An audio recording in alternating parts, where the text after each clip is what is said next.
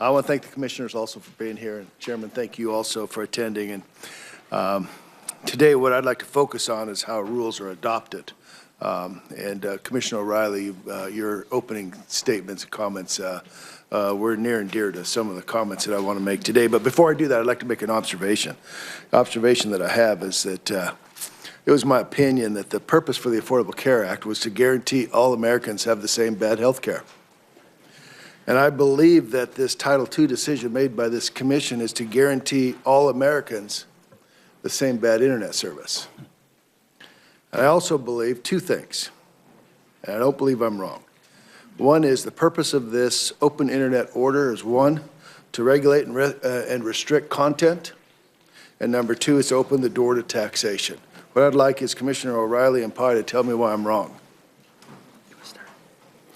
Senator, I'll just tackle part of the question. With respect to taxation, you are absolutely right. The door opens the door to billions of dollars in taxes and fees on broadband. With respect to reclassification, that alone, as the order tees up, we're expected to get a recommendation from the Joint Board on April 7th, and it might be kicked off by a short period.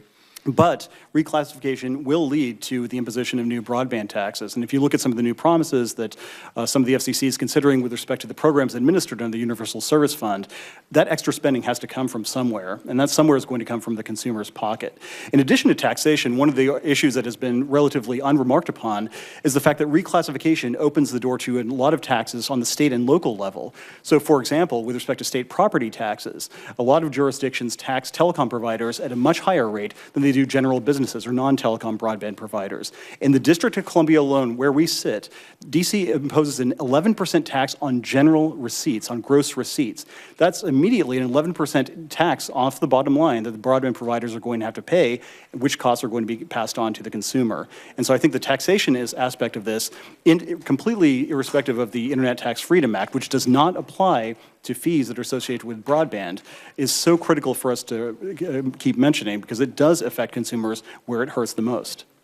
Senator, it would be impolite for me to ever suggest that any senator is wrong, but I don't do healthcare anymore, so I have no comment regarding that part of your point. But in terms of your substantive comment on the content, I may refine that and say, I do believe eventually that this item, the direction we're going, will get to edge providers. I've made that point consistently. And if you look at where we're going on interconnection and how far we've gone on interconnection, there are blurry lines between what is actually the middle mile and what providers are offering today. So in terms of their structure, and I do believe eventually this is going to affect edge providers and the wonderful benefits that they bring to the American economy.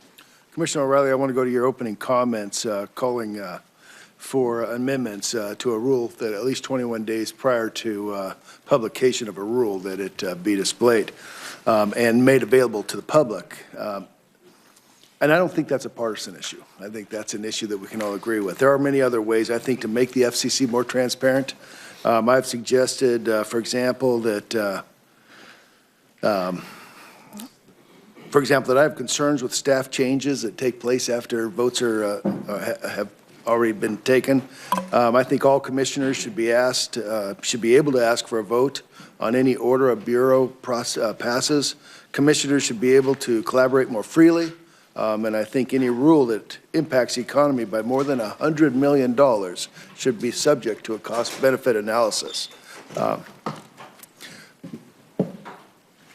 Commissioner O'Reilly, I believe that would make or increase the transparency and the collaboration of the commission that you have. But I guess the question is, one, do you agree with that? And two, are there any other suggestions that you believe would add more transparency? Sure. So you suggested some really good changes that I would wholeheartedly agree and have advocated. I should make it clear, though, I don't think it is reflective of the item that we've just talked about. These should apply across the board and go forward. It's not just about net neutrality. That's indicative of some instances, but really it should apply going forward for everything, certainly on the 21 days availability. But I have a host of ideas that I think that would help in my time being on the congressional staffer and now being someone who's seen this for about 15 months. One, and you highlighted the delegation issue, but one interesting, we have an ununiform situation now where it's called our 48-hour rule. And in some instances, we're notified that we have 48 hours.